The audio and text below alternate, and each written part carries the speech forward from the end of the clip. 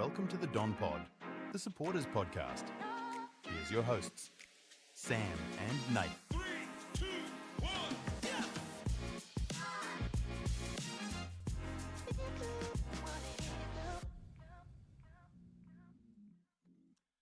The Dons win one they perhaps shouldn't. At Marvel Stadium on Easter Saturday, a real dogfight under the roof at Marvel. Essendon 10-11-71 defeat the St Kilda Saints 9-13-67. Welcome back to the Don Pod. I am joined, and I haven't got a word for you this week, by the succulent. Oh, that's awkward. Nathan. Hello, Nathan. Sorry. Hello, Sam, and welcome to the listeners. How is everyone out there? This is why I shouldn't put myself under pressure to think of You names. really hadn't planned that at all. No. I had thought about it, but like 3 days ago. And Late. Oh, no, forgotten early. about it entirely. Fair enough. Anyway, I'm happy with succulent. We'll go with it. Yeah, I like second. Happy Easter long weekend to those that celebrate. Happy long weekend if you don't. Nice 4-day weekend. Hope everyone had lots of chockies. Love a bit of Chocolate. chocolate, Sammy. Love a bit of chocolate, buddy. I filled up with a few before we hit record. Don't know if you caught that. I am still, as a 48-year-old man, the sort of guy that eats chocolate for breakfast on Sunday morning. I will go, yep, let's get into the chocolates. Don't think that ever leaves you, to be fair. Doesn't really, to be honest. It's just, it's a lot easier. You don't have to explain it to anyone. You get away with it now. Yeah, Yeah, that's right. Yeah. You don't have to Yeah. ask for permission. You're like, no, fuck it, I'm eating I'm chocolate. eating chocolate. It's Easter.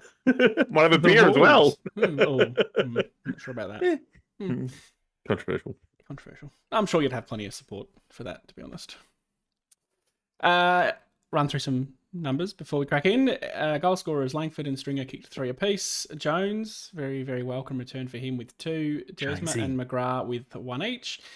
Leading disposal winners on the ground for Essendon. A club equaling record, 44 for Nick Martin, was on 26 or so before half time, so somewhat of And a he was on disappointing second half. Just to jump in there, he was in my fantasy team. Of course. He was on, I think, 98 or 100, close to 100 at half time. Jesus, what do you end I up thought, on? surely can't 140, get to 150? Yeah, 145 or something like that. Not a bad game from the whole fella. No, no, but And then Heppell, McGrath and Merritt finished with 30 apiece. Not quite sure how often that would happen. 3 players on exactly 30, but there you go. So, bit of a since change. Heppell's at 30. Yes, he's going to be rather an interesting topic of conversation, I think. Which is a good segue. Slight change to the format this week. We're going to talk about players. Then we're going to do some game stats, and then we'll talk about the game. Yep. And just try and make it flow a bit better. Yep. I think we should start with our boy Rusty Martin. Was absolutely racking up the disposals. However, if I was to think about all the 44 possession games I've seen in my life, of which I can remember 2 others, and they're both Darcy Parish. Well, there was one round 1 by, what's his name? Sarong had 40. Yeah. He had 46, 45 or 46 or something like that, I think, in that game. Maybe in 48. Honestly, not the most impactful 44 disposals I've ever seen in my life. Kane Corns has, as he does, come out and said that the kick-in disposal shouldn't be a disposal. Just stupid. And while I agree with the sentiment, it's a disposal. So for the purposes of a statistic, it's a statistic. You can't just move on. shy away from seriously, that. it's not a big deal. I still think that if we're talking about best all-time possession games, you're going to talk about old Williams, from Carlton and sort of guys like that, or Voss when he used to get a lot of the footy. You're going to still talk about those sort of guys when they've got. You're not going to all of a sudden, Nick Martin had Tommy had 44. Even Gary Ablett cracked 50 a few years ago. It's and not it going to was be part of the conversation because you're like, no, that's very different. And modern football teams have these half-back flankers. It was probably, I don't know if we'll say it was created by Nick Dacos, but they have these players now. Sheasel does it at North Melbourne. He racks up the possessions. Wangani Malera normally does it at St Kilda, but he was held, pretty quiet. So a lot of teams are moving towards these guys that do that now. So, and you notice it in fantasy football, like it's really prominent. Even midfielders can rack up numbers in a similar kind of way. Like Tom Mitchell won a Brownlow. Getting 40 odd possessions again. Yeah. And I mean, it's different, I know, from the kick in, but there's accumulators and there's not, and that's okay. Of the 44 disposals, 31 of them were kicks. He went at 75% efficiency, had an absolute howler in the first quarter where he just kicked it to Pidge half volley and Pidge couldn't get it and they kicked a goal. And even that one in the last quarter where he got tackled, he he didn't give a handball. Yeah, and that's very un-Rusty-like. Come on. And I think where I look at it and go not so impactful, only 5 score involvements. So not generating scores with those disposals. 1 tackle. Yeah, that's shit. 12 rebound. There's a lot of sideways kicking. Which from 44 isn't that many, really. And 7 clangers, 7 direct turnovers. Do you think in the 3 games he's played that we are a better side with him playing in that role? I don't think so, no. I think he's got much more value elsewhere in the side. Well, as in centre and forward of them. Wing, half forward. Yeah. Yep. I think he hasn't been able to hit the scoreboard. He had would have been a lovely goal coming out of the centre. Yep. He hit the post, I believe. Yep. What's the saying? You're robbing Peter to pay Paul. It's kind of like, well... I feel like that. I think it's okay. I guess it's all part of what we're trying to do. And, like with Scott, he's obviously got his mindset on this and he'll probably stick with it all year. That's fine. Yeah, that's fine. We'll just see how it goes. I mean, we as supporters just have to ride these sort of ideas. Like we've forever had our own ideas that no one takes seriously. I did text you that, can Harry Mackay play forward during the week? Yeah. Do you mean Ben? Sorry, Ben. And you went, no. You don't spend 800k on a player in one position and then round 3 chuck him forward. I was just thinking, I'm still sure as shit they're the same bloke, to be honest. They've never played against each other still. Anyway, you're never going to sneeze at 44. I feel like what made Martin such a damaging player was his ability to use the ball, slow down in traffic, and honestly haven't seen it at all this year. Nope. Not even Saturday. But had to be in the right positions, had to get the ball, had to use it well to go at 75%. So, okay. Has his name on the honours board now as well. 44.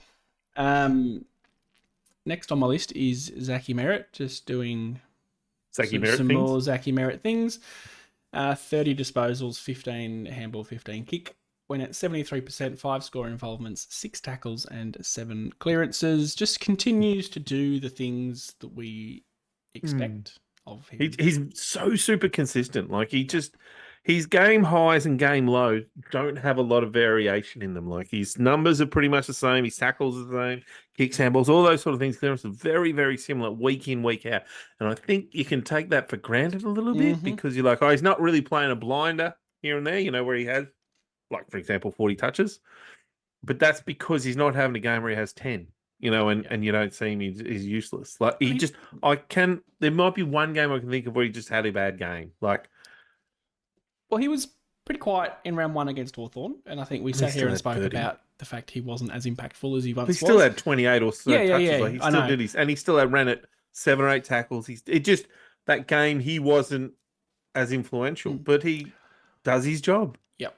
And I thought he and a lot of others on Saturday were fumbly. Lot of double grabbing at possessions. There was one where Menzies was running into goal. I don't know if you remember that bit. It was in the goal square. Somebody, I can't remember if a handball or tapped it over to him, and he just fumbled and the ball ran over. I was like, that's horrible football. There's a lot of that. AFL footballers should be just bang on the hands, boot, clean. Job's done. Yeah. Anyway, another great game from Zach. I'm going to skip Heppell for now because I'm going to circle back. Harry Jones laid in for Will Setterfield. Bizarre change in isolation, but given the team we named on Thursday, that kind of made sense. Yeah, it's one of those ones I reckon they knew what they were doing on Thursday. And it shits me that does. As a supporter, I'm like, I hate this cat and mouse game that coaches play. Yeah. I really don't like it. 13 touches for Harry at 84%. Crucially, kicked 2 goals in the first half when we were not playing well. Yep. And took 10 marks, which Let's talk about know how much you're going to love that, so I'm going to let you talk 10 about marks as a forward, that's what... And, like, he just looked cleaner. taller. Like He flew at the footy. He marked the ball at the height, the high point and all that. Just he looked like a different player we'd seen for a while. The big pressure now for him is that's got to turn up against Port Adelaide. Like I don't expect 10 marks, but 8, 6. Like he's got to be that guy against Port Adelaide. Just turn up and be somewhere around that mark again. What I want to see, and this is the stark difference between Hawthorn and St Kilda games, even just the ferocity at which he flew at the ball and ran at the contest. He ran in his first goal. He ran in from the side and just chucked himself in front of Sam Draper. Like if Jones didn't take the mark, it would have been Draper. But he still put himself in that position, still had a big clean run and jump at the ball and took the mark. Yep.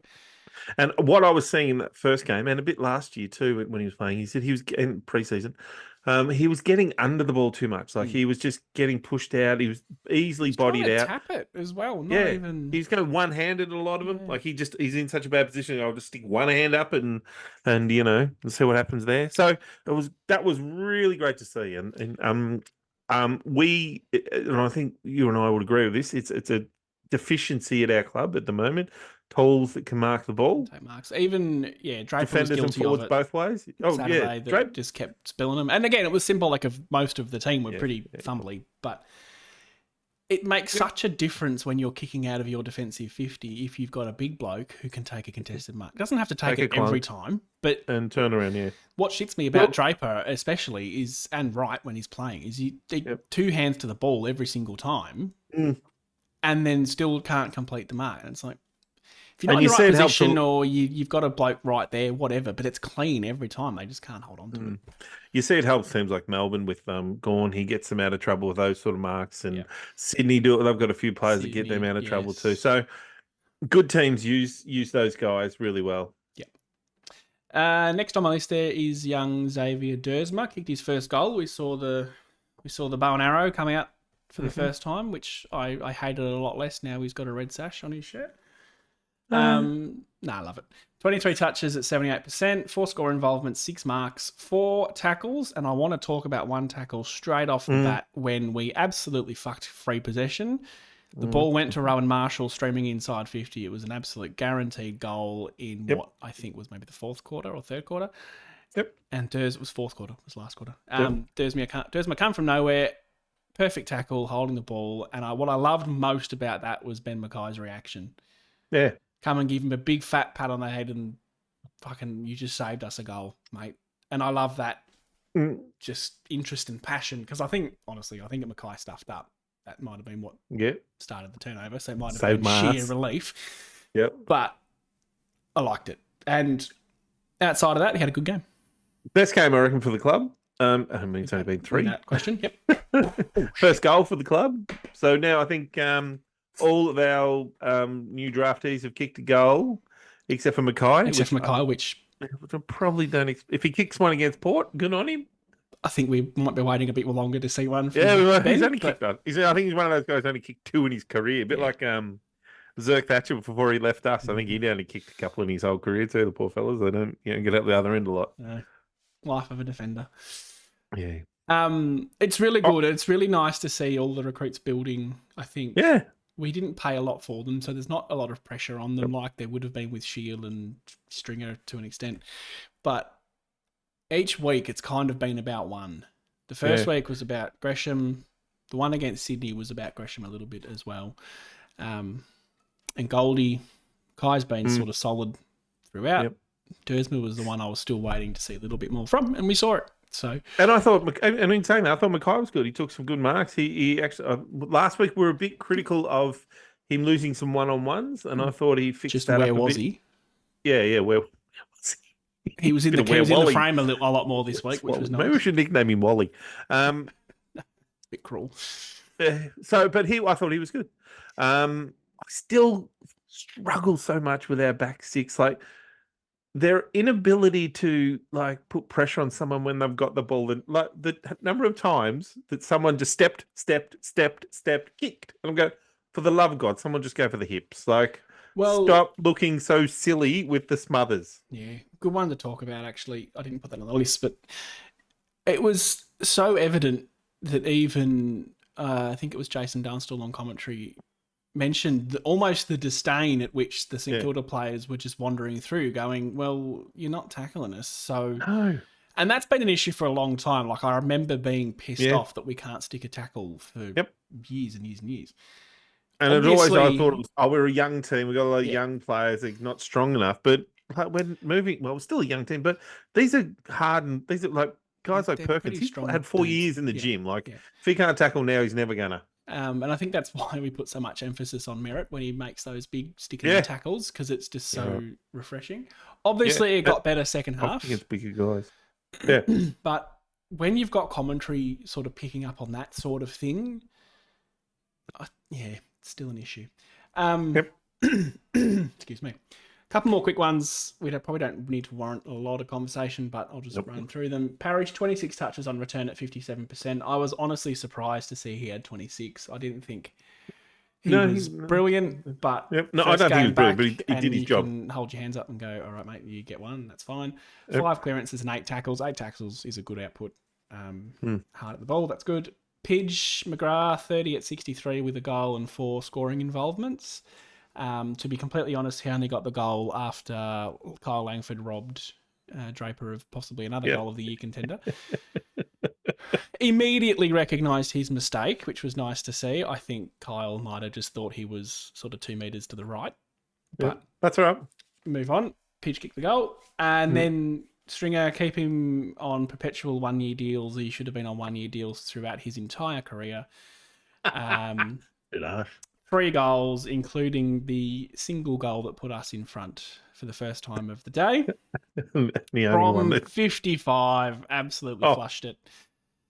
We love a guy. You and I love players that can kick straight, and kick clutch goals. And that's why we're a fan of Peter Wright and Stringers and Langford.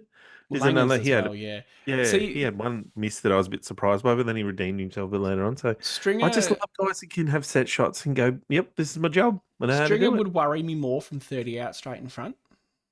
No, I don't feel that about Stringer either. No, he can miss them. They can all miss those. But it's not like he's not trying to do something like a banana or something. He'll just still go the regulation drop punt. If it comes off the boot wrong, comes off the boot wrong. That can happen, but I'm still more than confident that he'll get most of those. I know I've gushed about this with Peter Wright before, but you watch any forward from 50 out, they will arc for their kick to get the distance. Peter Wright doesn't. Everything's just dead straight. It's amazing. Anyway, and that's the brilliance of him is that he just still runs in straight because he's got the power in the leg to just, no, I don't need to arc. I'll just watch me do this thing with this foot. I miss Pete. Anyway, this was about Jake Stringer. Missing for a few more weeks. Yes, unfortunately. We were right, I think. I think we called 4 weeks for him. Yeah, there was a lot of anger about that one, wasn't there? And I felt like, no, that's what we knew was coming. I mean, you can disagree with it, but it's what was clear as day was coming. Like the AFL are pretty obvious on what they're doing these things. I see Windhager's already been given a week for his bump on Durham. It wasn't the one where he was injured. No, it was before that. Yeah, before that. Yeah, and that's what they're doing. If you hit the head and they see a bit just on Big Pete. I'm wondering what you think with our approach to the tribunal.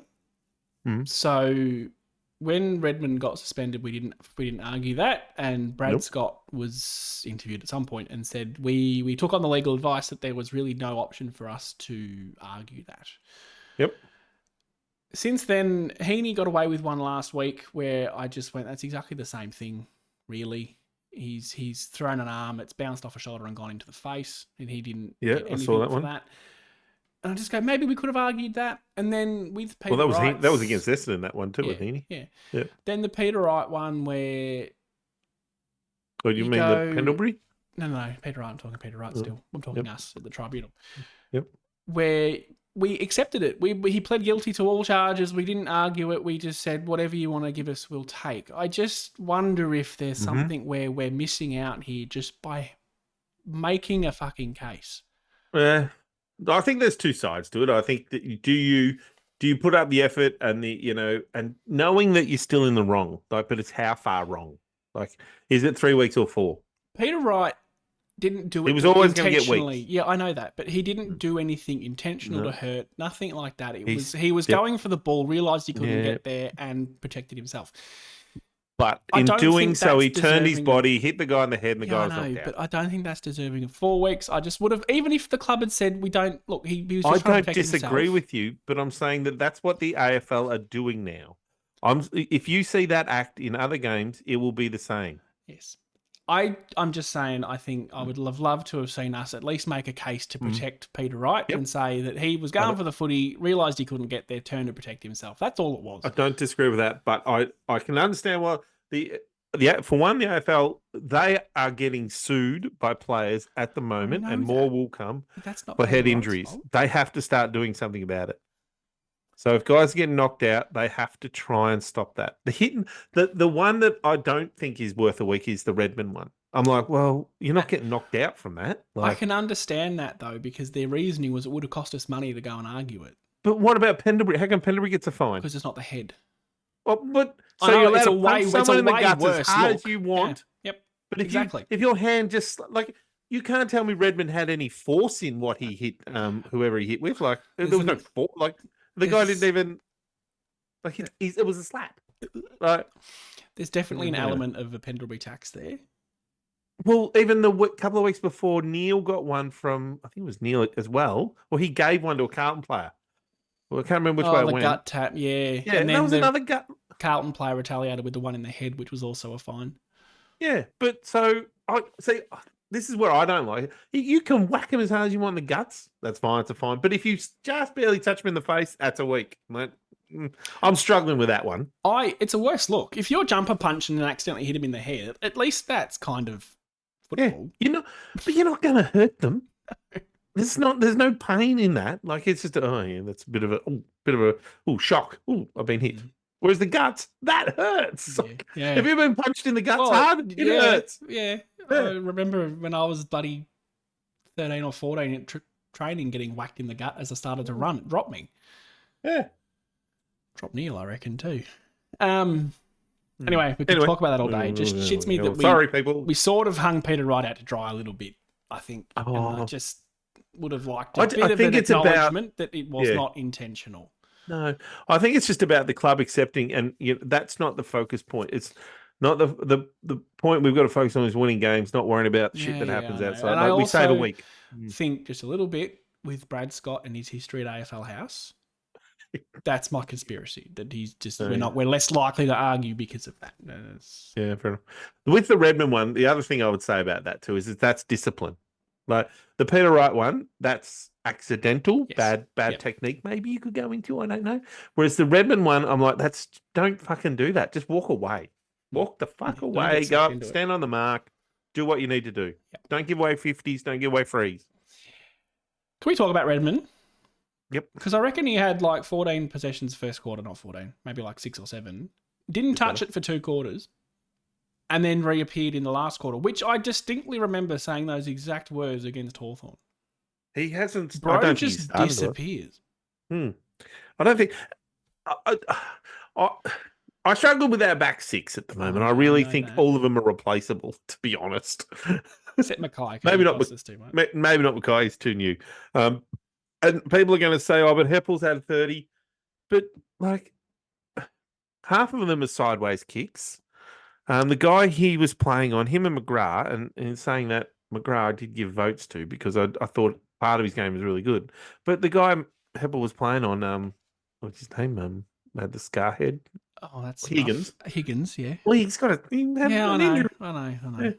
know. He had clicked 3 or 4, and Heppell's running around nowhere near. Like the number of times he can mark the ball without a person near him, like, and it was between Heppell and McGrath that I can't deal with that sort of defense. Like, I'm struggling with this pressure, forward pressure defense thing that we do. You know, like when the ball's in our forward 50, all our defenders are up. Mm-hmm. I'm like, well, that's great, but we don't have a history of getting back. So how's this going to work out against good teams? Let's not go there just yet. Sorry. In Redmond's defence, he had 25 touches. I just feel like he completely disappeared for the middle. I just don't think you can always look at touches. Just my observation. Yep. The one I really want to spend a bit of time on is Dyson Heppell because he's the sort of the buzz boy at the moment between supporters because I was ready to drop him forever in the first quarter. I was Yeah, well- seriously sitting there going, retire, bro. Like, Can I just interlude here? Just so in fantasy football, one of the podcasts I listen to, they have Roy. He gives these what he calls rockets when one of the players in his team is not going well. He sends a rocket to them at halftime. Yep. And it always lifts them. And I looked back at our text. I think, well, I think we gave a few rockets. That was us that we did that. And they lifted. Yes. I was seriously rehearsing the podcast in my head going, thanks for your service, but it's time to depart. He did get a lot more ball. Love ball. And what, to me, his most valuable thing at the moment is that he's able to take a mark. That he's probably his strongest asset. He took 12 marks. Again, some of them are going to be accounted for with the sideways kicks. Half and all of them, that. I'm going to say, are just sideways kicks. I know he can take a pack mark Yep. in a one-on-one or whatever. I don't disagree with that. He's pretty good above his head. Like I think that's when below his knees, I'm worried about him. So I know he can't pick the ball up. Yeah, of his 30 disposals, he had 23 kicks. He went at 86%. The problem I have with the percent is that anything over 40 metres is an effective kick. So I want to have a look. It's a little bit lopsided, in my humble opinion. He definitely got better as the game went on. But I think we would be a much better football club if we can get someone else in that role quickly. Mm-hmm. I know he's a leader, but we should have 15 leaders out there, not just relying on one bloke. If we take one bloke out of that team and then all of a sudden we have leadership issues, we've got other issues. So... I don't disagree. I mean, the other thing I look at is that his meters gained. Like, I feel like he kicks the ball sideways a lot. Mm-hmm. Like, for those, 30 kicks or whatever, how many kicks did you say he had? 23 kicks. Yep. 23 kicks. So he's had 23 kicks and he's gained us 415 meters. Whereas Nasiah Wanganeen-Malira has had 13 kicks and he's gained them 450 meters. So that's the difference for me is Heppell. And this is where I think people see the stats, how I see the stats differently, is that Heppell gets the ball and kicks the ball sideways or takes very easy kicks. Like they're little 30, 40 meter dinks over to someone else. Make it your problem. Mm-hmm. Or he's just trying to get it to Martin, maybe, because that's what he's told to do, because he's not expected to make kicks. But he doesn't get us up the ground a lot. He doesn't run and carry. He hasn't got pace, so he doesn't take the ball under the arm and, charge along. He does a little bit of it, but not like a Redmond can, and stuff like that. I would argue he's the slowest in the team. Mm. Again, I don't want to bash. And we're not bashing him. The guy. We're not. No. I just think we as a team need to get better. And in that, the 23 players all get looked at, and you say, well, where are your weaknesses? And you say, well, our back six have got problems still. Yep. We cannot defend. And we could go into St Kilda had 4 kicked in that first quarter to our 1 goal and a rushed. Yeah. So they could have been, if they were a half decent team, they could have even been 6 goals, 2 to our 1 goal. Yeah. And the game would have been fucking over right there and then because we wouldn't have come back. We could still only manage 9 goals for the game or whatever we kicked in the end. And we're probably lucky that we played a team that cannot kick big scores, and that is St Kilda's biggest issues. They cannot kick big scores, and they're missing a forward. If we were playing Melbourne's or GWS, they would have fucking steamrolled us. Yes. I want to...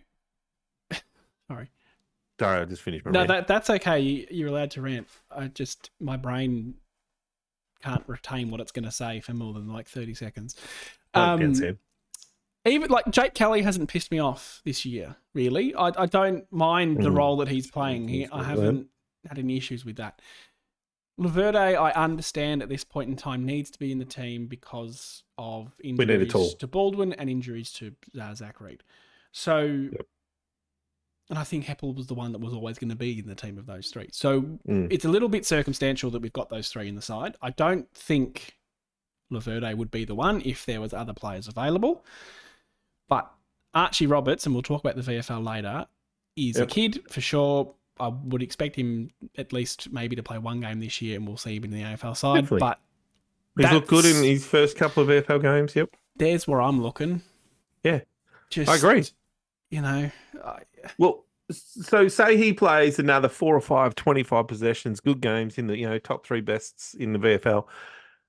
At what point do you say, well, Heppell's this is his last year, and I would pray to God we don't offer him another contract. I can't see the point of it. He's not like a Stringer. Again, Stringers, they're probably similar age. Maybe Heppell would be a year or two older, I'm going to guess. Heppell's 32 in May. Yeah. There's no point offering him a contract next year to Heppell. He's not going to bring anything to the club that is value. But we will. Well, if we do, then I would say that that's a disappointing aspect of our club. Whereas you've got a guy at some point of the year, Archie Roberts, if he keeps playing good VFL, you have to give him a run and see what happens. Yeah. And the practical position is obviously Heppell's. Yeah.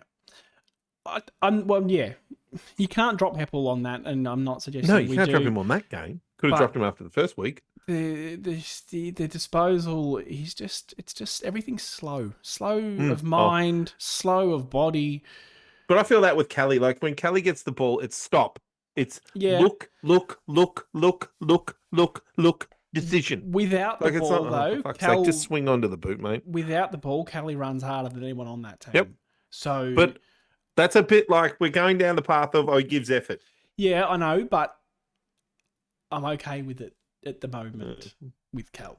Again, I'm always looking at our bottom 3 or 4 players, and Menzies another one for me. I'm not sure what I'm getting out of him at the moment. I'm like, we could really do with a 30-goal, 40-goal kicking small forward. That'd be nice. Well, to go along with Gresham, I think Gresham will probably do that, but we need 2 of them. Yeah, I will say too with Jake Kelly, we have won 100% of the games he's played in and lost 100% of the games he hasn't played in. I've said it for years. No Jake Kelly, no Essendon.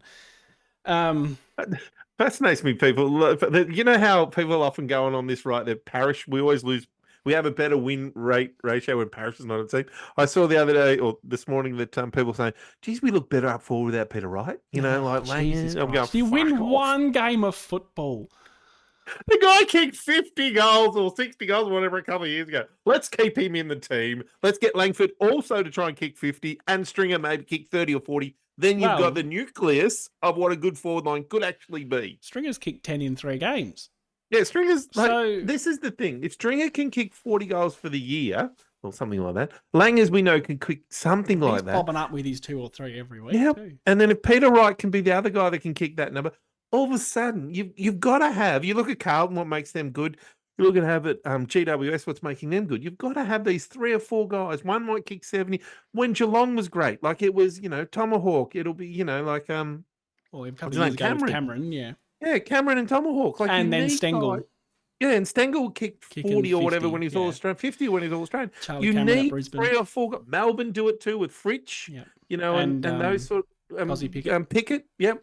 So you need to think like we can't just fucking have one. It can't be just Langford. Where you kick 50. You've got to find 4 guys that can kick somewhere between 70 and 30, 25 goals. It's also a big deal there on structure.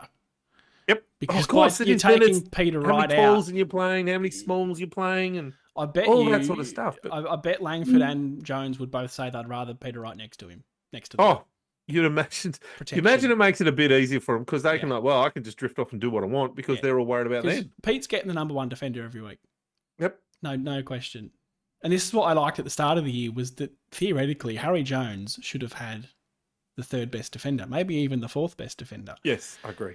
Because you need to send a fairly tall person to Langford and or Stringer because they're not shorts. Yes. You can't because Langford marks well. Yeah. Marks very well. Anyway, that really frustrates me though. Like I'm like, for fuck's sake, no, you need them all. Yes. It's like you need Parish, you need Merritt, you need Perkins, you need. Can you imagine that conversation? Sorry, Das. Sorry, Pete. We actually win more games without you. So do you mind just playing VFL? Want to go play for Geelong or something? I'm surprised Parish might end up there. No, he's not now. He's not with us for a while. Oh, did he? Oh, yeah, he did too. Right. I pay attention. Game stats. Let's roll into some of the more game-centric points rather than player-centric points. Because I think these give a good indication of what happened. Yes. To me. Yes. I feel like we've done this around the wrong way a little bit. I feel like maybe the game conversation should have come first. But anyway, get in the comments. That's right. Let us know. We'll change that for next time, people. We'll get it right one week. We're trying. Plus 25 disposals, and that equated to plus 35 kicks, minus 10 handballs. I don't feel like we're a team that actually kicks more than we handball very often, so that's a welcome change. Yep. We're plus 13 on the contested ball, which against a good side like St Kilda, I feel like that's Very a good tick. midfield. Steele. And Yep. Plus 5 tackles. I do love Steele. That's not much to write home about. Plus 2 inside 50s. I reckon that's the first time we've won the inside 50 count this year. And I reckon that was basically, if you looked at that at halftime, it wouldn't have been anywhere. No. Yep. Yeah. Plus 7 hit-outs, so desired effect with between Draper and Goldstein against good ruckman in Rowan Marshall. Yep. Plus 5. And that's working, those two ruckmen. Yep. Plus 5 clearances, which was plus 6 at centre and then minus 1 at stoppage. First time this year we've lost stoppage clearances, but only by 1, so that's fine. Plus 20 marks. That was... And that's that back half chipping around shit, I reckon, a lot of that. Yes, but it's controlling the ball. Yep, and again, for the first time this year, plus 2 marks inside 50, that's the first time we've been positive in that stat. And I think that you and I, if we looked at those stats, that's the whole game, if you looked at those stats at halftime, which you and I had such frustration in that first half, like that first quarter was disgusting. It was the first half of the first quarter and the first half of the second quarter. We fixed it both times. Yeah, and then we fixed it even better in the third and the fourth. And then in the fourth quarter, they barely went forward. I'd love to know time in forward half. Yep. For that quarter. And I still felt like they could have won it. Like they had a couple of shots late in the fourth quarter. We couldn't convert. We had that ball locked in our forward. And when Stringer kicked that goal, my first thought was, well, fuck, now it's back in the middle. So they actually have a chance to get the ball back in their forward. Still 5 minutes to go. Yeah. Critically as well, we spent 9 minutes and 16 seconds of the game in front, and we did not lead until that goal. Here's my... If you were a St Kilda supporter... Oh, God, yeah. So you've watched that game. What would you have taken? How frustrated would you have been?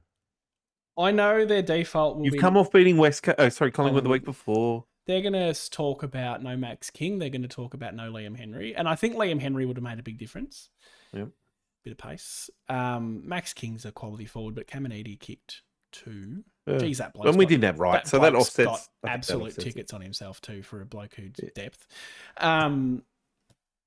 Rich coming from a podcast host. No. Let it go though. Look, what realistically, they're thinking top 6, right? 5th or 6th would be their you'd think. aim. Beating Collingwood, maybe they're hoping they can be around that mark for top 4. So they're beating Collingwood. They would have thought, that's where we think we're at. We're a better side this year. However, they shouldn't be losing to us. That's not. No. That was definitely a should win for them. It was a scrappy ass game. And they was playing at their home. That's their home as well. Yes, under the roof, you don't get much better conditions than that. No. I think what you said before, and it was something that we've all thought when they got Ross Lyon back, is that, well, they're going to be defensively, they're going to be very good. But naturally, lower scoring games, your opponent's always going to be closer than what they would be in a higher scoring game. That's right. So you always risk, and that's exactly what happened, not getting far enough ahead. Yep. They kicked, 4 in the first quarter? Yep, 4-4. 5 for the rest of the game. Yeah, it's horrible. So... But I don't know. I know against Geelong they only kicked 60-odd points and lost that. And Collingwood, they kicked wouldn't... 90-odd points last week, I think. Yeah, did they? So there you go. That's maybe more about 94. 94. Yeah. So they've had 2 games where they've kicked 60-odd points, which that's not good enough. Like... It's exactly what happened last year. It gets you to an elimination final. You come up against a team like GWS, who 1, timed their run phenomenally well, but 2, are quick, are strong, and move can score fast and score so easily, and all of a sudden you're up. Your defense gets broken. Defense is number 1. Right? Defense wins. Defense wins. Premierships, attack wins your games, but you still need to be able to attack. You still need to be able to score. You still need to be able to score quickly. It's been my knock on Ross Lyon for years as a coach, back in the Freo, back in the previous St Kilda days. It's his biggest hallmark. It's that he lets teams in. Yeah, he doesn't shut them out because he can't score. They can't. They're only ever 3 goals out of it. The other team, they're like, well, we're still in it. Yeah, we played shit house. If we just turn it around, we'll get this.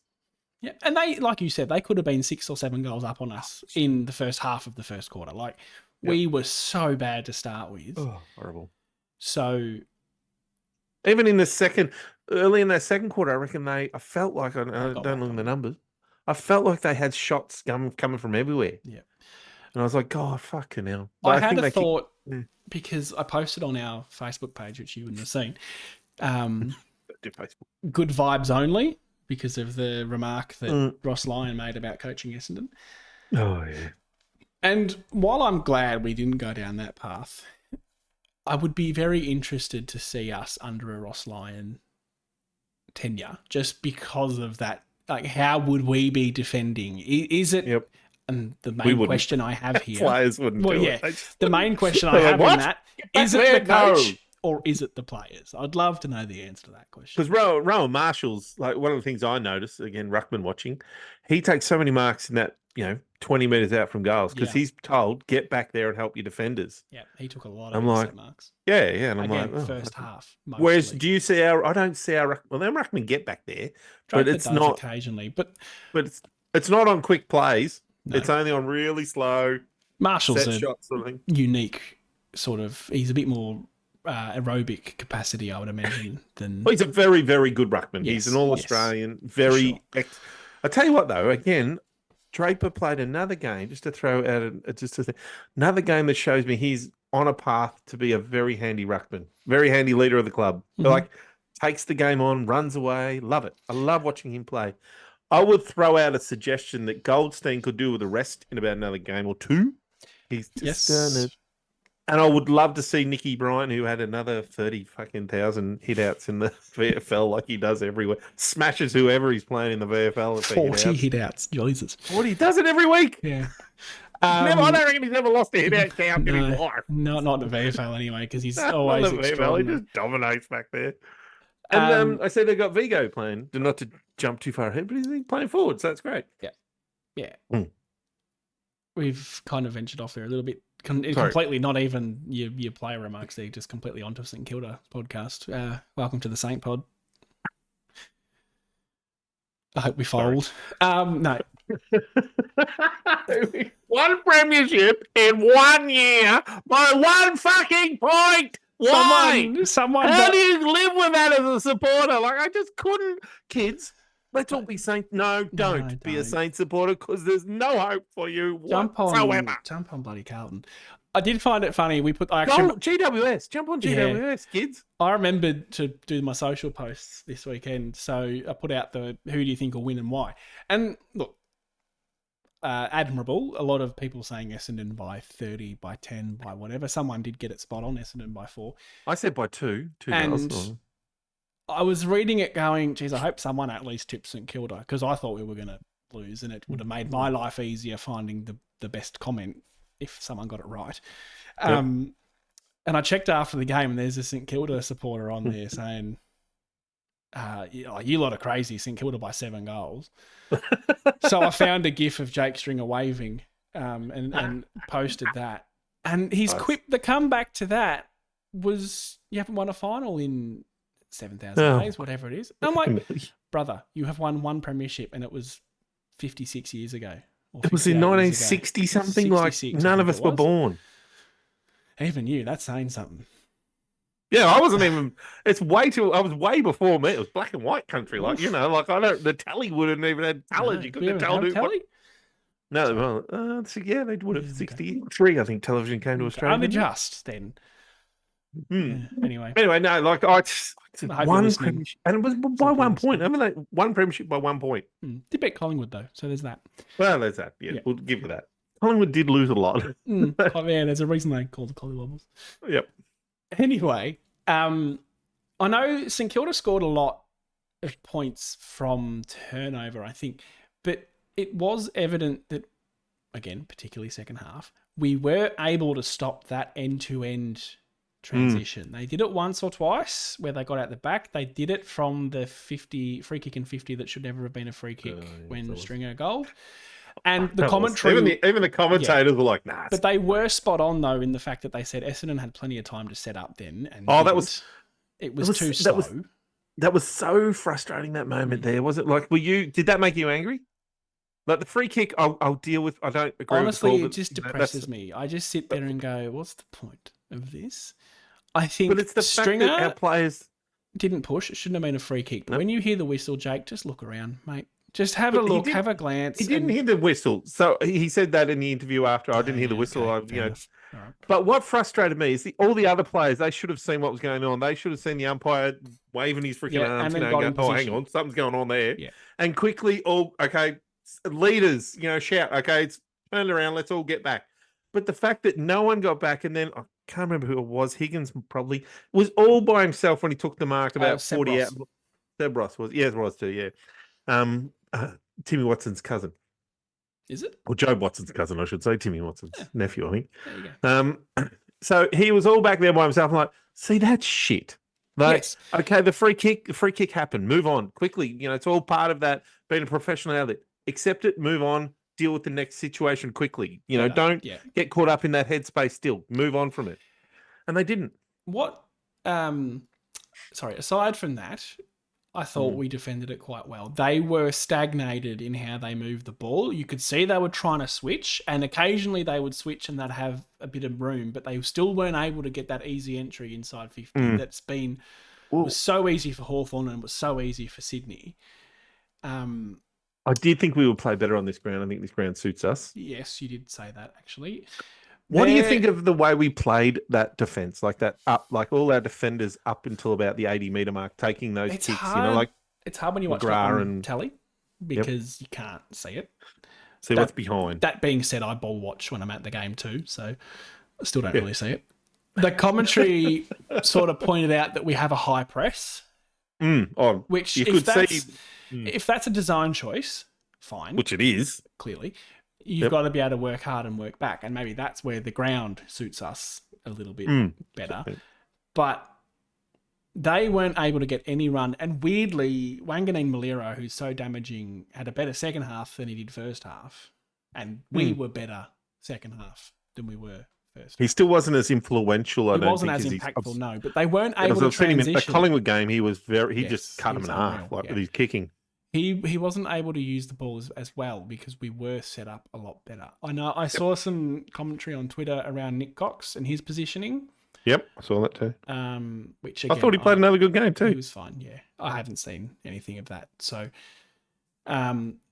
we have Port Adelaide in Adelaide next week. Then we have the Dogs back at Marvel. That's going to be interesting as well. And then we have Adelaide back in Adelaide. So it's... Port's a massive test. We've got a hard draw, see? Apparently. I don't expect to win. I mean, Adelaide are a bit shit, apparently. But, it's a tough run. But I want to keep Doggies seeing... at Marvel could go either way. I want to keep seeing that defence of the ground. It needs to be a consistent level output. We're going to get Ridley back soon. We'll have right back by Anzac Day. At the start of the year, if we're trying some new things with this defence, fine, I can cop that as well. But at some point, I think this is our defence. It's got to normalise, and it kind of has in that game.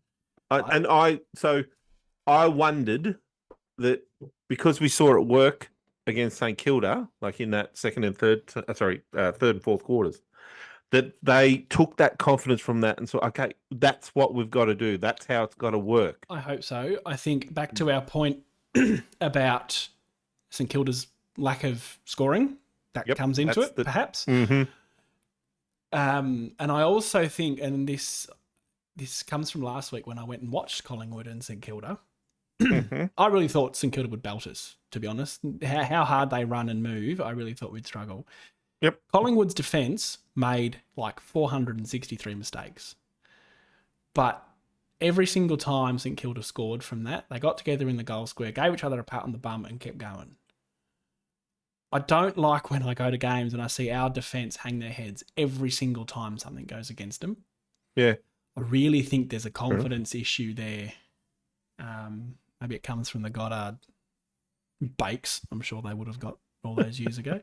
Yep. But they just hang their head, and it can't. I know it's such a minor thing, but it can't be healthy just to be, oh, for fuck's sake, like, oh, it's happened again, or oh, I was in the wrong spot, or oh, I was doing this.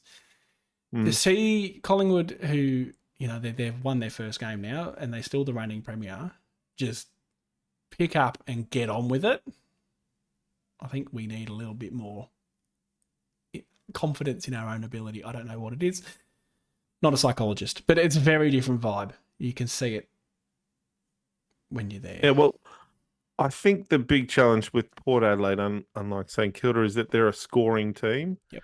I mean, they played West Coast in the first game and kicked 16-24. I mean, that's West Coast, so we'll let that sort of slide. They had Richmond where they kicked 13-14, so that's 27 scoring shots. Yep. And even against Melbourne where they lost on, what was that, Thursday or Friday night? Sorry. Saturday night, sorry. Yeah, Saturday night. Well, it's been a long weekend, but you get a bit confused. Should be at work. They still scored 20. They still had 24 scoring shots there. So, like... And even Melbourne. last year, they beat us by a couple of points, but were very inaccurate. Yeah, so I think my interpretation of this game was that we might get lucky and they kick poorly and that'll hold us in the game, but that'll give us a false sense because they will be playing better than us. They'll have more inside 50s and more. We've already had that. We had that with Hawthorn and we analysed that. So we know sort of what to expect if that is happening. I'm excited with that, and we're moving on far too quickly here, but I'm excited to see Ben Mackay on Charlie Dixon. I don't think that's the first time I can remember going into a game against Charlie Dixon going, we actually have a matchup for that. True. I wish Peter Wright was playing, because then would Zerk Thatcher go to him, or would Zerk Thatcher have to go? No, Radaglia probably. He had a spud moment too. Oh yeah, he'd kill Radaglia. Maybe Zerk Thatcher will go to Langford or something like that, or Stringer. That'd be a matchup. Just as long as you can run, you're fine. Mm.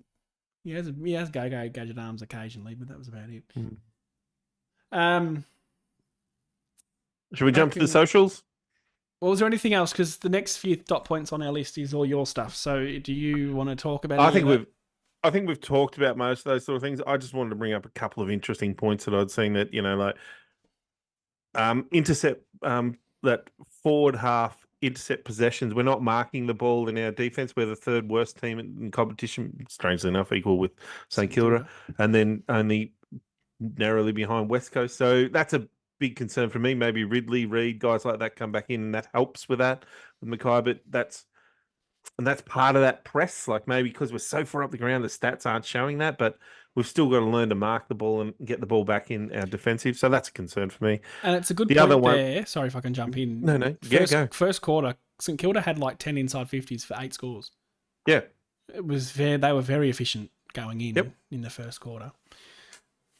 Go on. And then the other part of that is, I guess, stoppage. We're really dominating. We've got better at our around the ground stoppage, but our centre bounce stoppage is going really well against other teams. So I was twofold to that, I guess. We need to probably turn that into scores. And I think other teams aren't too perplexed not perplexed, but aren't too worried if they're losing that, because they're getting the ball back off us. Win the ball, yep. Yeah, and then winning the ball, and they're back 50 and scoring. Which is how we concede, so. Yeah, that's right. So the stoppage is good, but it's not. We need to make more value of it. I don't know. I've been thinking about that too, and sorry to jump in. No, go. Yeah. The first possible opportunity you have to win the football's in the middle. Yep. Right. So that's a first sort of check mark in being a good side, is your ability to win the 100%. ball in the middle. The second is being able to score from your inside 50s, which I think as a percentage we actually do okay. It's just we're maybe not getting the ball in there enough. Yeah. So really,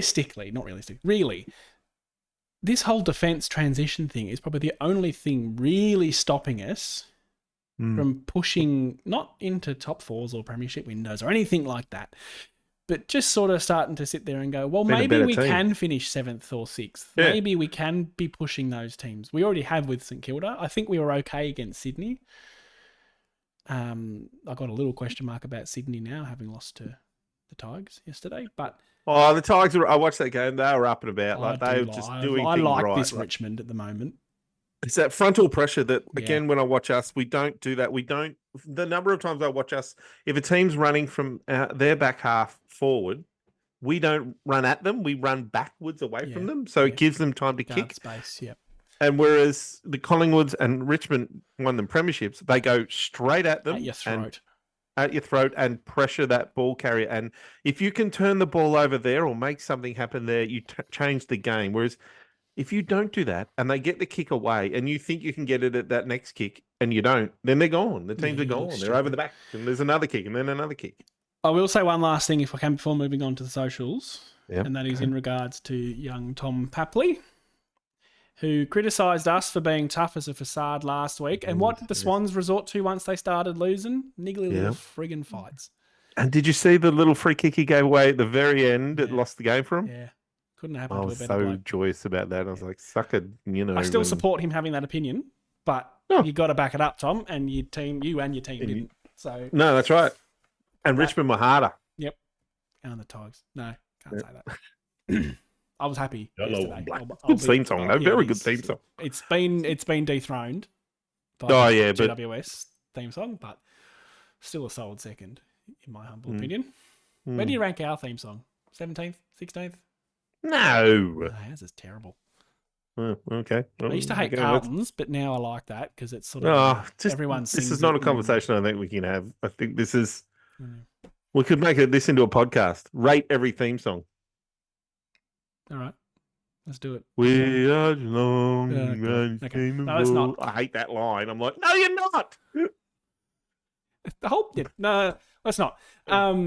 Socials, we'll run through. Again, I remembered to post this week, which is nice. It's a struggle down. Well, I can schedule... I don't do it, so I shouldn't complain. I don't do anything. Yeah, it's also on Sam, everyone. I can schedule the pre-match one, but I can't schedule the post-match because I kind of... I'm very old and I don't know how to do socials. No. Facebook's changed a lot too. I struggle these days. Our boy Phil... Punxsutawney, who listens every week and has been here since day one, just about. And we just keep mentioning his name so we know we've got one listener out there. We've got one dedicated, committed. He has a Don Pod hat. If you ever see a bloke, I think he's in Tassie wearing a Don Pod hat, it's probably Phil. Sorry if I just outed you there, Phil. He said, it's that win ugly thing again, IMO. The slow start meant we were chasing all day. Said to a mate, I watched the game with this last quarter will show what we have to... Sorry, let me start that again. This last quarter will show what we have to finish it out running, or we... You could have read this first because, Phil, you're a beautiful man, but some of the wording in this is a bit poor. Or will we be reactive and get an admirable loss? There we go. I got running the old legs after all. Yeah. Lots of questionable umpiring decisions and non-decisions. The umpiring was shit across the league. A couple of tackles, like maybe a couple, 20 tackles. I found it interesting. They were caught. They were holding the ball. There was about... Even the commentators were like, that one was on. There was about 50 free kicks, Collingwood, Brisbane, and then we had about 30 in our game, I reckon. No, I think we had 15 for the whole game. It was 10 to 5 or something. Whistle away. It was something ridiculous, like 19, 10 to 9. It was the lowest numbers I've heard for years. Yeah, shocking. He also, was this the start of the return of Harry Jones? He was okay and definitely deserved his spot. Fully agree with the deserved his spot and encouraging to see. Thanks, Phil. Matthew Hodge, hopefully no relation to Luke. I just said Brad. He's a cricketer. I think we may have finally figured out how to defend an opposition kick out in that last quarter. We need the last quarter desperation for 4 quarters. Totally agree. That's been an issue for some time. Is that we can't really. Why can't we do that though? Why can't we like? What stops us from playing like that fourth quarter for a bit longer? Mindset. I'm convinced it's all mindset. Yeah, I don't disagree with that. Harry Nicholson, high intensity turnover game from two sides that are likely to finish around the same area of the ladder. At times, watching it made me want to tear my own eyes. Fully concur with that, although I will say I think St Kilda had themselves a fair way ahead of us. I think they finished in the 8 last year. I'd assume that they should do it again this year. You wouldn't be wanting to go backwards at that point. Yeah, no. I don't think we will. Despite the lack of skill execution from the Dons, happy with the overall effort and intensity. Absolutely dominated them in the last few quarters and should have probably won by more, but we'll take it and move on. Fair enough. I take this as a steal. I feel like this game was a steal. Like as I said, there were parts of that where we turned it on. When we played good football, we made more of it than when they played good football because we scored. We did from our good footy. They didn't. Completely dominated that last quarter, though. That was an annihilation. But they completely dominated the first quarter. Yeah, I know, but still, we did it when it mattered. Like how we kicked 3 goals in that first quarter, I don't know. Yeah, well, we fixed it halfway through the first quarter. We'd fixed it. We kicked a couple of goals late. But even Harry Jones's goal, that just came out of nowhere. Yep, So Got forward, Kilda's- took an easy mark, kicked a goal. I think And then Kilda's in the building to Stringer, kick and I as think it well. was Langford or something, kicked those out. All of a sudden, it was 3 goals to 4 at quarter We're in time. And you're the like, well, conversation. we've stolen that. Yeah. But that's what teams do to us. We let teams Yeah, back yeah, in. yeah. So stuff 'em. Yeah, Lastly, Danielle Sheehan wasn't the best game, and we looked a little tired, but didn't fizzle out in the last like we have been. Agree, That's lots true, of very actually. questionable umpiring decisions. Perhaps agreeing with Phil there, but I think maybe that's set a little fire into the boys to keep it going. What I thought was impressive, and I agree with that comment, is their fitness was a surprise because St Kilda, I know, are one of the fitter sides going around. Yep. Like Bros, that well is done. something that they pride themselves on. Like Hill and the young kid they got in the draft, I can't think of his name, Windsor or something. These are elite running machines that they've picked up, and they have. And Liam Henry And I- from Freo.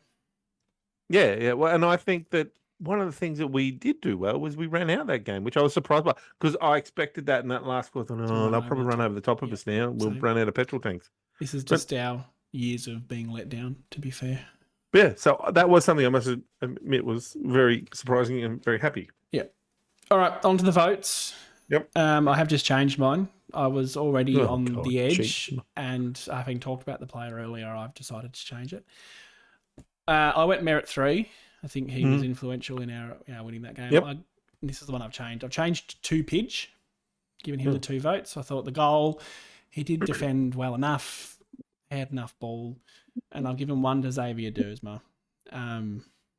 Just thought he was great. I've left Martin out because I really don't think it was impactful enough for me. Yeah. I've done this. I haven't given Martin votes. I can't. I mean, I just, as I said, in the first quarter and a half, like we were shithouse and he'd had 20 touches. I'm like, well, that's not helping us. Yeah.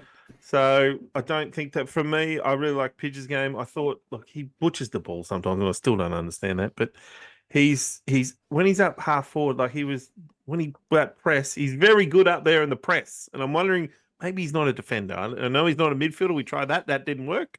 But maybe he could be a half forward. We haven't thought about that one. Duursma, best game for the year. And I like the way he steps around. He took great tackle. Like he moved through traffic well. I think we're starting to see a potential. And I hear there's a younger brother's going to be the number 1 pick coming this year. Maybe we could, and Jones, 10 marks as a tall forward. I will give that credits all day. Yep. Fair enough. No arguments from me. Our listener that had the correct Essendon by 4-point tip was Doug Slater. Now, Doug's also been around for a long time. He's a long-time listener, so I always enjoy it when it is someone whose name I recognise from being around the traps. He gave 1 vote. I'll go the other way now, to Xavier Duursma. Best game for the club so far. Very excited if he can build from that. And also referenced the tackle on Rail Marshall, which was just glorious. He has given 2 votes to Nick Martin. Accumulated the ball, particularly in the first half, but turned it over and made some poor decisions. Feeling nervous when Martin has the ball in hand, but hoping he settles into the role soon. Felt his second half was better, and ultimately we did not win the game without him, so he was worthy of 1 or 2 votes.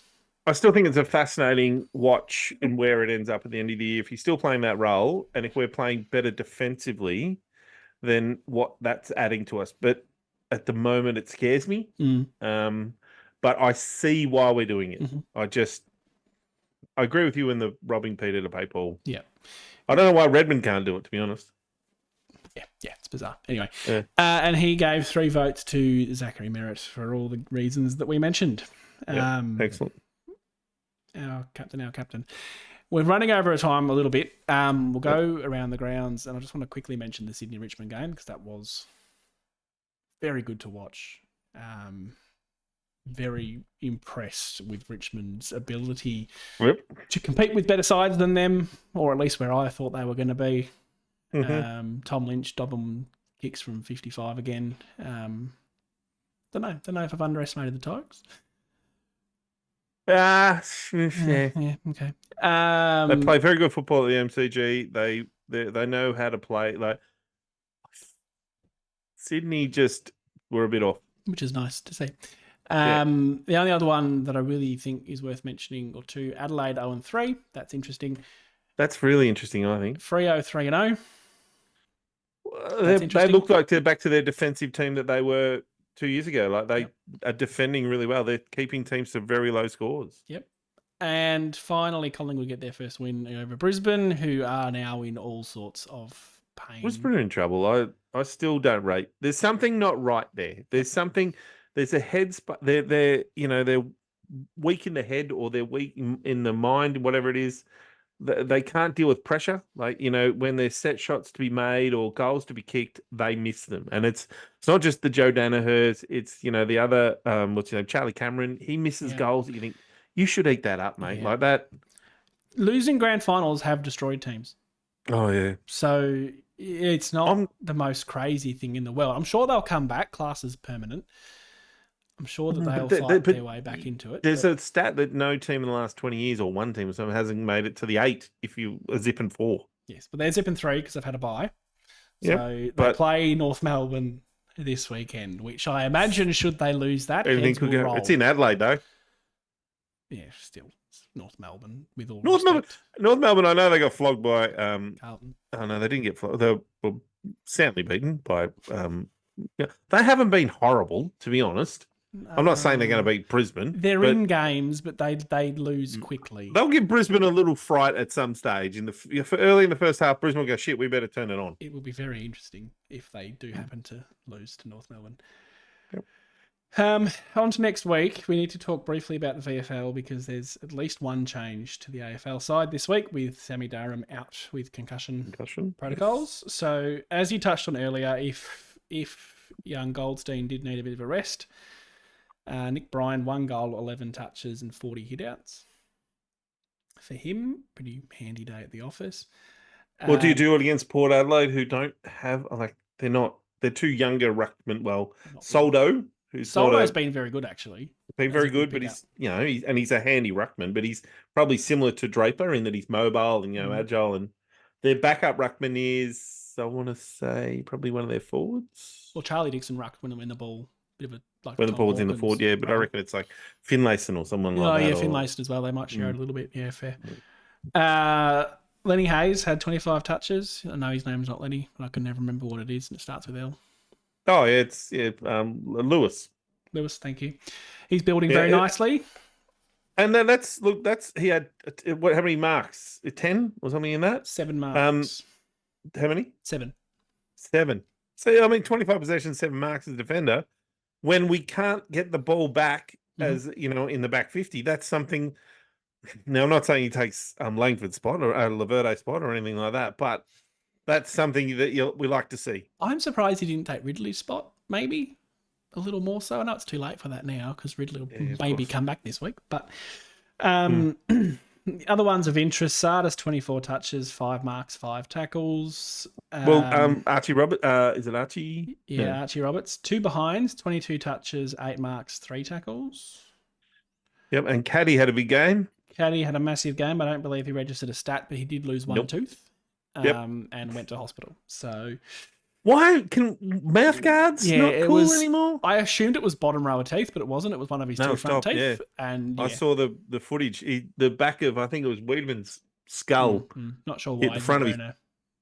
Why would you have a mouth guard on your dick? I guess when you're earning a couple $100,000 a year, you can replace teeth. Replace teeth. When I see him next, I'll ask him. Have a word. Wiedemann kicked 2 goals from very few disposals. Sort of interesting. That's about it. But there's no one that would scream. There's no one screaming or banging the door down. No. We are going to have to replace... If it's Durham's out, is it Sardis in? Setterfield would be my first bet. Oh, yeah, Setterfield. Yeah. I don't really understand what the injury was. It doesn't seem like that's a massive injury given he was named, but it is the Essendon Football Club. So but that would be a good back in. Him and... Interesting to see him and Parrish. We haven't seen a lot of them together because they were a bit injured at different times last year. I reckon our stoppage clearances would go up again if we had both of them. We're coming up Rosie, Butters, Horn Francis. Yeah, Horn Francis should be back for them this week too. Yeah, so they've got some Port Adelaide very good in that department, and they defend well and they can kick goal. They're going to be very, very, very tough opposition.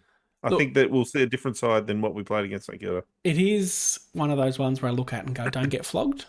It's how you play, not the result always, because no team's ever won every single game in the season.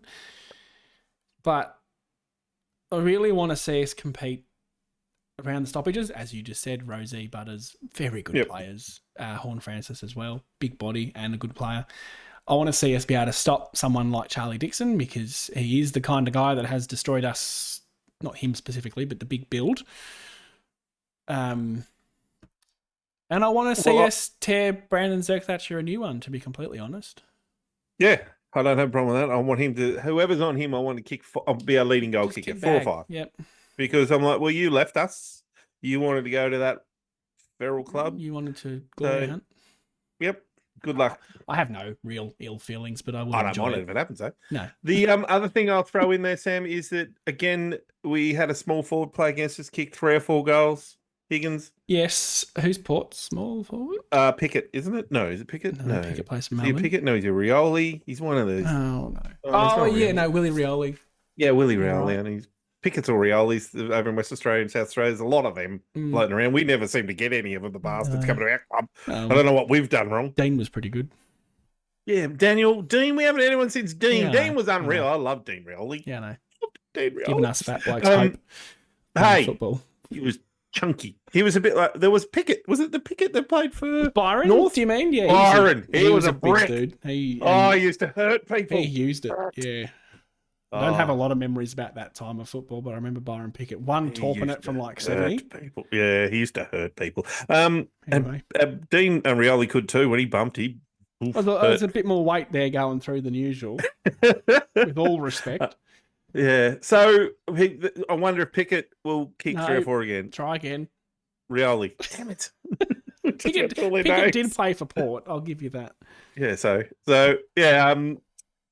Because I drop do Ashley Sampi into conversation, we're in trouble. I do get frustrated by it, watching it like again with Higgins, and it was the week before we saw it with by Ginnivan. We saw it with Papley.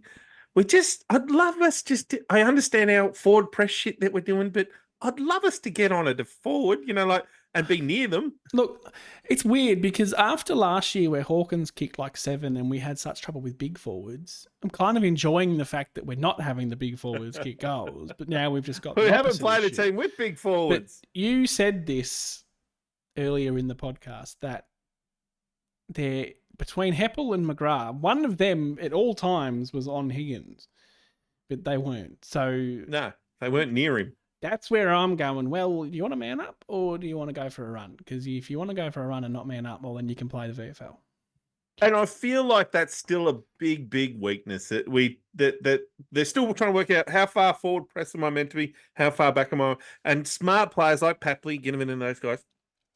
They're like, well, I'm seeing an opportunity here. I'm sneaking out the back, and if we make one little mistake, we look silly. Yeah, I just love a goalkeeper. I just want someone to stay back there and go, no, I'll at least have someone for him to step around. Yeah, agreed. It is gather round, so it doesn't matter that we're playing Port anyway, but we're in Adelaide Friday night. It does suck that we have to play one of the actual Adelaide teams from Adelaide. No, it's prime time. We couldn't be. It's recognition that we're an okay side to watch, really. Yeah, but we couldn't be playing like Well, last year we're undefeated in gather round. The Dockers over there. Yeah, we're undefeated in gather round. Who'd we beat last time? D's. Probably our best game for the year at Adelaide. Yeah, we did too. In the wet. Jesus. Oh, yeah. Yeah, that was a good day, that. Friday night. Let's pray to God. Probably the last time I believed in that team, to be honest. Oh, there's been so much belief lost. That was dark. Hearts have been broken, haven't they, Sam? Yeah, not even with the football. Can I have a tip, please, from you?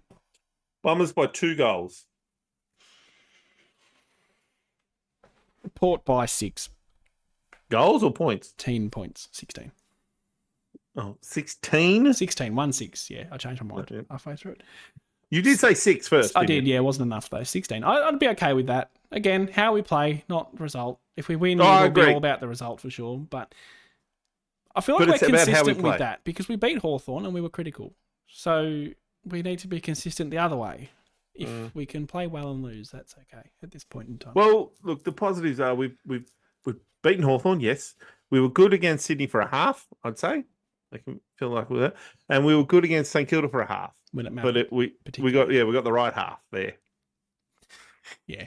Anyway, that'll do us. We have gone well over time here with a new 3 format. hour pod, I reckon. Let us, not quite. Let us know what you think of the format. I have found sometimes it's a little bit clunky, so keen on your feedback if you have any. We won't take it to heart. It is okay. Otherwise, thank you for tuning in. We'll be back same time next week, and go the red and black Dons. Go the Bombers.